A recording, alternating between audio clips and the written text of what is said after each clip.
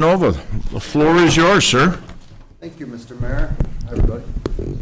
So, really glad you could have me here today. We have an exciting proposition that's going on in our school district. First of all, it's been a great opening. You know, we typically say that every year, but this is the first year since 2019 that we've had semi-normalcy in terms of the COVID situation. No masking, kids back every day. Just a lot of smiles that we can see, and from everything I've heard, you know, it hasn't been completely perfect because nothing is, but I don't know how we could have had a better opening. Today was the first Monday of the school year. We already had 4 days the week before. We won a few school districts that opened up on the Tuesday right after Labor Day, so that was really neat. And we look forward to having a great school year. But I wanted to talk really briefly tonight about a concept that our Board of Education and I have talked about actually for a couple years, and that's purchasing the property at 200 South High Street, which was formerly known as the YMCA, and the price is $425,000. The board has approved this already in terms of the purchase, but certainly because of the New York State laws, we have to have a public vote on the actual purchase, so the community would decide based upon that vote. The main reason we are interested in this building is we are running out of space on the Victor campus. The building is actually located right on the south corner of our campus, so it would enclose that campus and would help with our safety and security. And it's a natural extension of the campus that subsequent renovations would have no future tax impact on. So let me talk just a little bit about, a little more about the why. So as many of you know, we have, I think right now, approximately 4,300 students, counting pre-K. Our buildings are packed.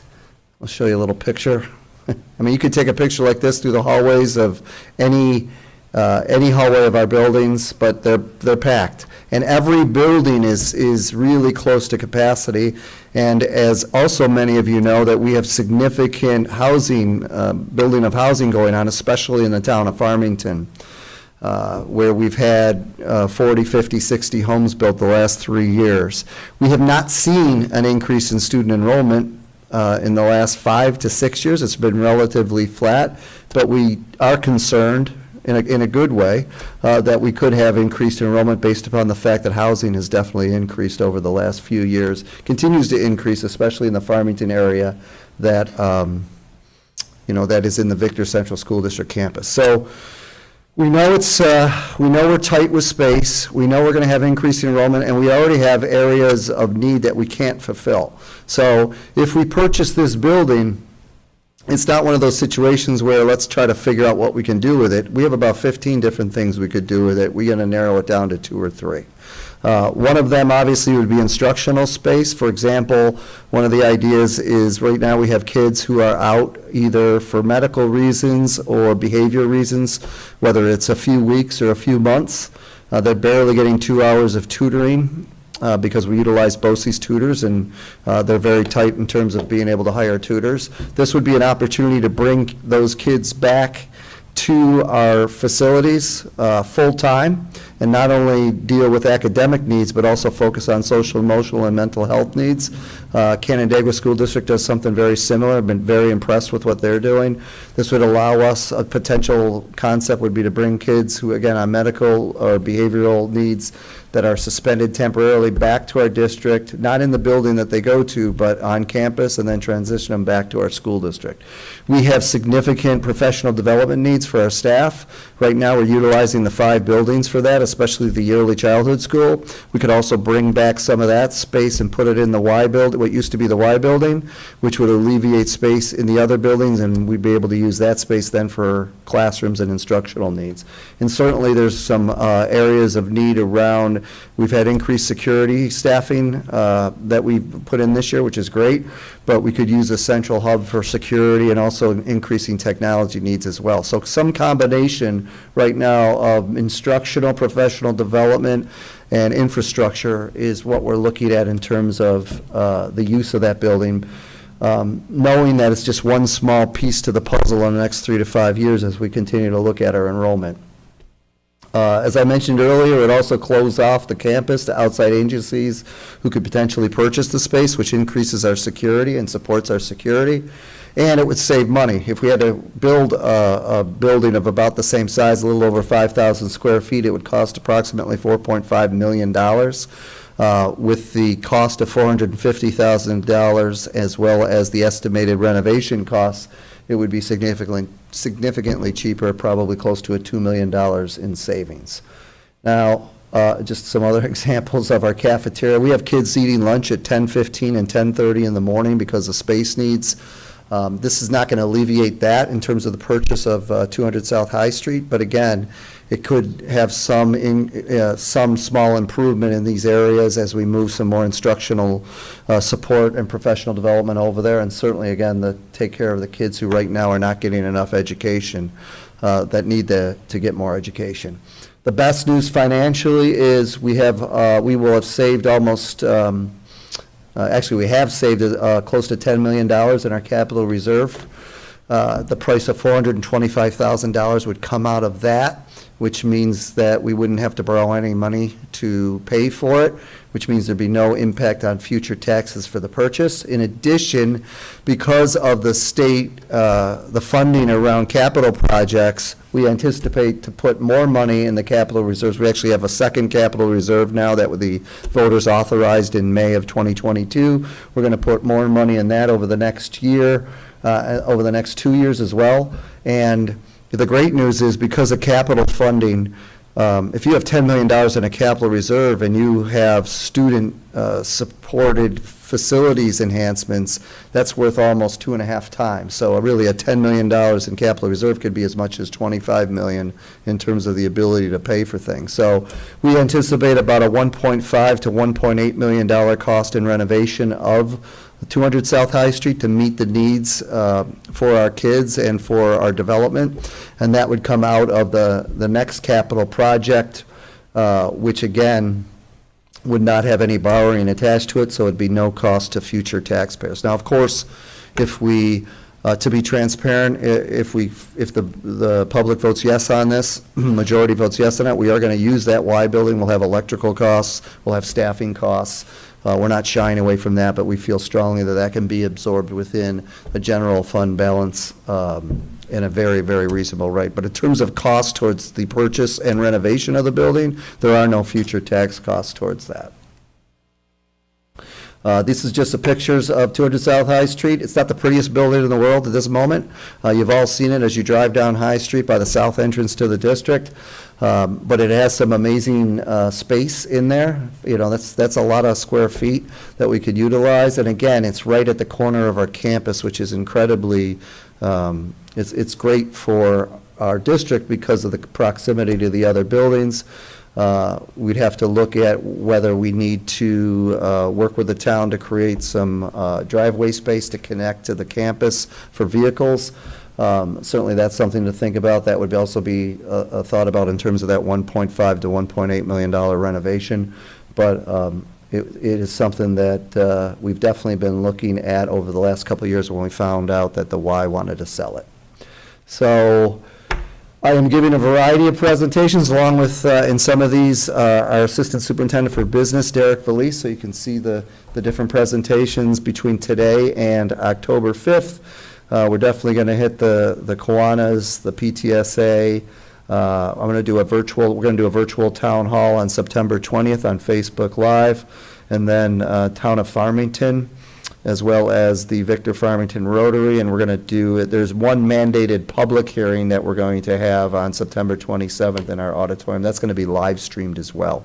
But we want to be as transparent as possible around this particular potential purchase. The vote will be Friday, October 7th, 2022, noon to 8 p.m. at the primary school gymnasium. The neat thing about that is it's a conference day, so kids will not be in session, which limits the disruption to our students, which is why we chose October 7th. But again, it's 8 hours of voting time, and then the specific resolution would be to purchase the particular building.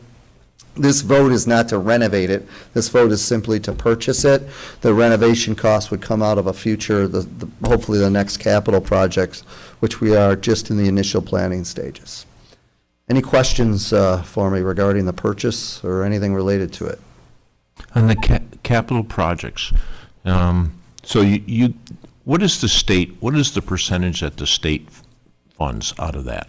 Yeah, so again, it's I don't know the exact percentage, but I know that it's about 2.5 times the money you have in the reserve. But it has to be used to some degree for student use. So like if you build an administrative building and there's no student use in it, you don't get anywhere near that particular aid the next year. But if there's percentages used for students, then that has a significant factoring into the actual cost. That's why, I've been given by Derek our general concept of if you have 10 million in a capital reserve, you can probably afford close to 25 to 30 million dollars worth of capital projects without having then to borrow money. Again, one of the advantages and the challenges of Victor Central School District's been in the past, for no fault of anybody other than the intensive growth of the community, which is a positive thing, and the freezing of state aid by the state for many years, was they were doing capital projects with very little money in their capital reserve and then bonding and borrowing the rest of it, which then costs the taxpayers more money because they have to pay the interest on it. And that was done because there was no choice. There was so much of an increase in student enrollment. The good news now is that we can have enough money in the capital reserve to pay for these things and not have to borrow money on top of it. You've done a very good job, yourself and the school board is putting money aside in a short period of Yes. time, so job well done. Question, I had one more, and I'm not coming to it, so I'll open it up for the board members to ask you a question. Well, it's good. My question is probably getting ahead of itself a little bit, but probably talking with campus construction architect, do you anticipate changing the outside footprint, or is most of the renovations going to be internal and just dressing up? Yeah, Mr. Condon, at this point, the initial look is inside. However, we have not discounted the fact that we could potentially do something with the outside, build additional space to it. For example, if we need more professional development space or student space, there is some room obviously there that we could do that. Now it's adjacent to Right. the rest of your. But a lot of that will be factored into the overall next capital project. So, as we have a lot of other, again, this is just a small piece to the puzzle. So with our space needs, we're also doing an enrollment study over the next 3 months as best we can to really take a look at the enrollment projections for the next 4 to 7 to 9 years. And again, of course, the farther out you get, the less accurate it is. But we really need to take a deep dive into a lot of these houses and the housing that's being built, both in Victor and in Farmington, to figure out, what is the best prognostication on terms of student enrollment? Is it going to increase or not? Because that's going to factor into the next capital project in terms of needs. Because not only do we have that, but we certainly have to make repairs across all the buildings. So all that plus the concept of the why and what do we want to do with it? Do we want to expand a bit? Has to be factored in the whole total decision-making that's going to occur between, say, November and March of 2023, because right now we're looking at a potential capital project vote for July of 2023. So it's part of the discussion, though, definitely. I did think of that question, if you. So there are some similarities between taxing jurisdictions, school districts, fire districts, village and town government. So we recently, a couple of years ago, we purchased some land, going to finalizing a process to purchase a courts building. And so I'm trying to understand, I know our process we went through, we had to have appraisals done. Did you also have to follow that as well? I'm just Yes. trying to understand where the price tag. Yeah, so, some people would say, and we've already got a couple of questions on that, $425,000 for half an acre, that's a lot of money. Basically, because of the way it works, we're a municipality. And so there's really, the Y actually went out with a bid process to see what they believed was the fair market price of the building. which is actually, in this case, more important than, the assessed value of the building. The assessed value, I think, was in the $300,000 range. I know it was somewhere in the $300,000 range, but the fair market value ended up with multiple bids where, people were willing to bid over $400,000 for it. So that's why we ended up settling and working through a bid of $425,000 after doing, and I think I had it up here, went through it quickly. Yep.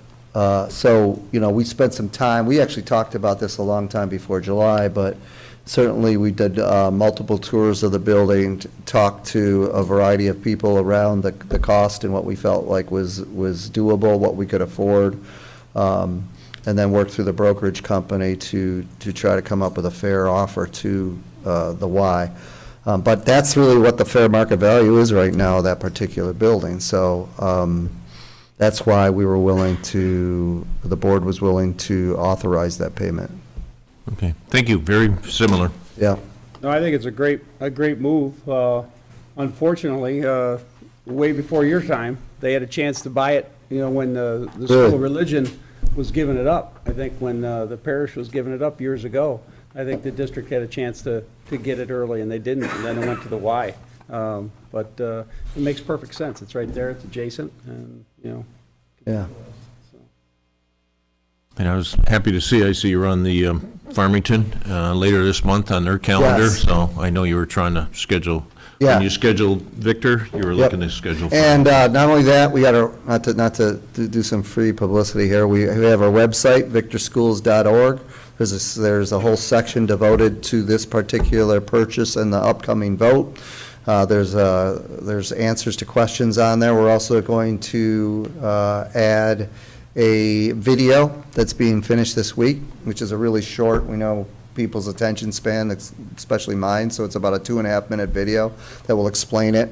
And as per law, every community member will receive a mailing with the specific information on it as well. But we're encouraging anybody with questions to just email me at terranovat@victorschools.org. With any questions, you can certainly email the district in general, but it's probably easiest to email me and we'll answer them right away. Because we want to be as transparent as possible about this, why we're doing it and how we're doing it. And again, looks like a great opportunity to certainly utilize those capital expenditures for the right reasons. Right, exactly, which is why they're there. There's no further questions? Yes, I'm sorry. No, I don't have any questions. I mean, I'll just I guess, solicit my opinion is, I think it would be tremendously, what a tremendous opportunity it is to purchase that piece of property. And I guess, in my own opinion, not considering the building itself, just the piece of commercial property available to add to the acreage of the school district. I know it's a half acre or so, and the school has more than 100 acres of land, but I think that, we're right at the entrance. We talk about the accessibility and the ability to add services directly on campus there.